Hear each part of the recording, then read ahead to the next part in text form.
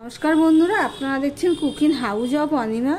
आमी आज के निरामिष मोचा रान्ना करब और सेटाई तोमादेर साथे शेयर करब। एकघेये सब्जी तो अनेक खाওয়া हलो किन्तु এই গরমের মধ্যে মোচা খেতে খুব ভালোও লাগে। নিরামিষ কম মশলায় রেসিপিটি করব। তার জন্য দেখো আমি বাটিতে জল নিয়ে নিয়েছি, একটা মোচা নিয়ে নিয়েছি। এই জলের মধ্যে একটু নুন দিয়ে দিলাম, হাতে একটুখানি আমি সরষের তেল মাখিয়ে নিলাম। এবারে মোচাগুলোকে আমি এইভাবে ছাড়িয়ে নেব।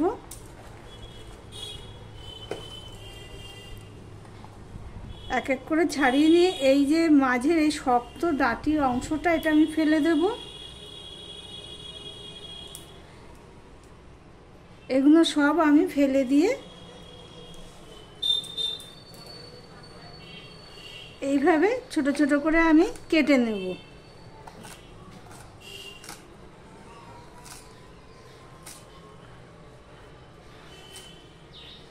ভিডিওটি স্কিপ করো না, তাহলে বুঝতে পারবে না। আর দেখার শুরুতেই একটা লাইক দিয়ে কন্টিনিউ করো।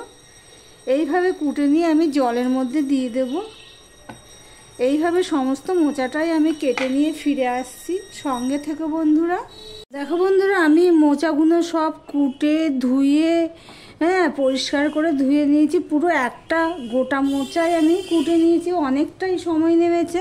গ্যাসটা আমি অন করে দিয়েছি, তারপরে তোমাদের সামনে আসলাম। একটা গামলাতে নিয়ে নিয়েছিলাম, এতে তো আর ধরেনি। এবার অল্প একটু জল দিয়ে আমি মোচাটা সিদ্ধ করে নেব। দেখতে থাকো বন্ধুরা, প্লিজ স্কিপ করো না। মোচাটা আমি ঢাকা দিয়ে সিদ্ধ বসিয়ে দিয়েছিলাম। মাঝে এসে আমি এইভাবে নেড়ে দিয়েছি, উপর নিচ করে দিয়েছি আর কি। মোচাটা সিদ্ধ হয়ে গেছে। এবার এটা আমি নামিয়ে নেব। নামিয়ে নিয়ে একটা কড়াই বসিয়ে দিলাম।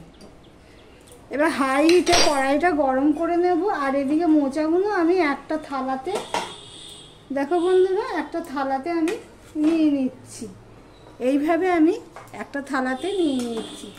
কড়াইটাও দিয়ে গরম হতে থাক। এখানে নিয়ে নিচ্ছি কেন, মোচাটাকে আমি একটু চটকে নেব, সেই জন্য। তা ঠান্ডা করতে হবে।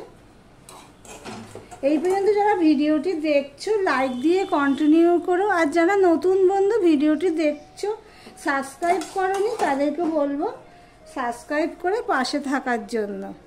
এবার আমি এটা ঠান্ডা করব। আর এদিকে কড়াইটা দেখো ততক্ষণে গরম হয়ে গেছে। এবার এখানে আমি সর্ষের তেল দিয়ে দিলাম।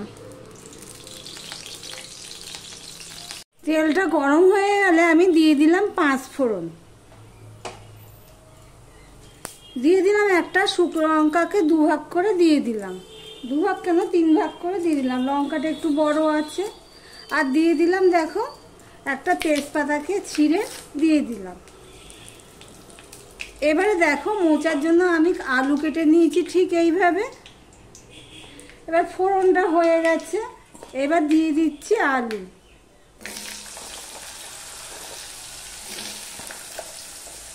এইভাবে নিরামিষের দিনে তোমরা ট্রাই করে দেখতে পারো, যারা করোনি তাদেরকে বলছি।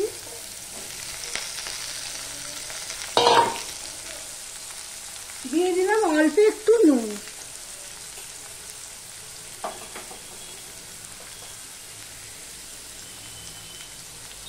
দিয়ে দিলাম হলুদ।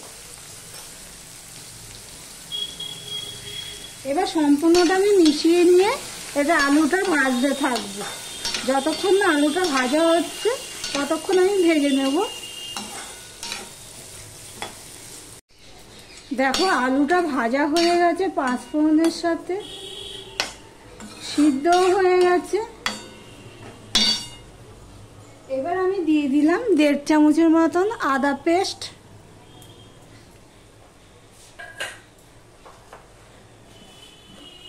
দিয়ে সম্পূর্ণটা আমি মিশিয়ে নিলাম। এবারে দেখো আমি আর একটু হলুদ দিয়ে দিচ্ছি।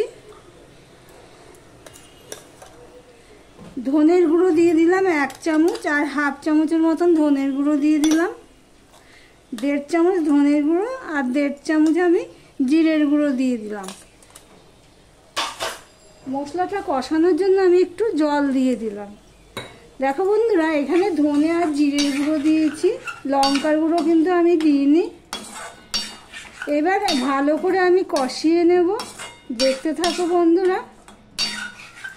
দেখো বন্ধুরা, তেল ছেড়ে দিয়েছে মশলার গায়ের থেকে।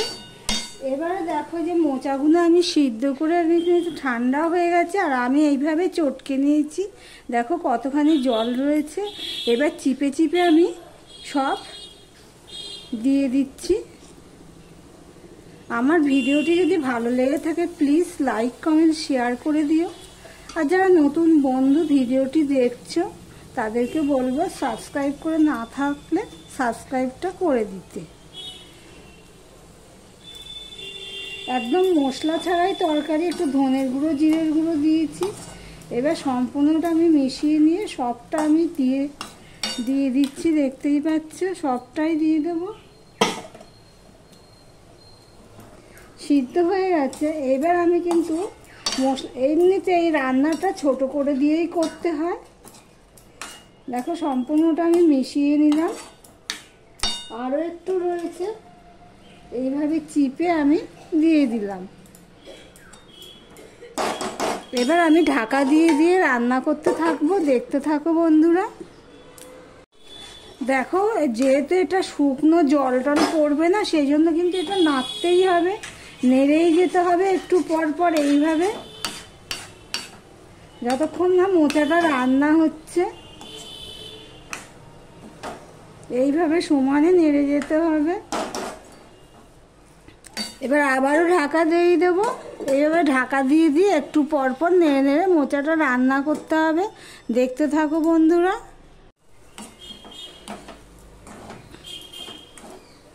আমি অফ ক্যামেরাতে একটু নুন দিয়ে দিয়েছি, টেস্ট অনুযায়ী নুন কম হয়েছে তাই একটু নুন দিয়ে দিলাম।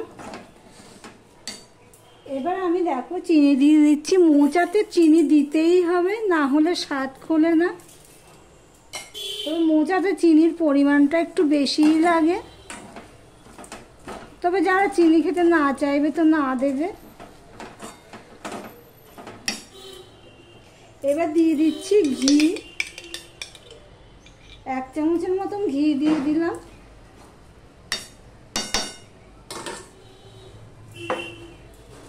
দিয়ে দিলাম গরম মশলা,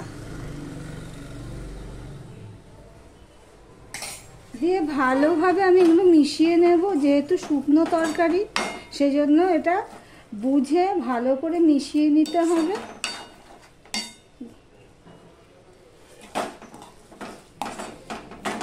নিরামিষের দিনে এইভাবে মোচা রান্না করলে রুটি ভাত সবেতেই ভালো লাগবে খেতে। তোমরা যদি না করে থাকো প্লিজ একবার ট্রাই করে দেখতে পারো। দেখো সম্পূর্ণটা মিশিয়ে দিলাম দেখতে দেখতে। এখনো পর্যন্ত যারা লাইক করনি চট করে একটা লাইক করে দিও। সম্পূর্ণটা ভালো করে আমি মিশিয়ে নিলাম, নিয়ে ঢাকা দিয়ে দিলাম, গ্যাসটা অফ করলাম। ভিডিওটি আজকের মতন এখানেই শেষ করলাম।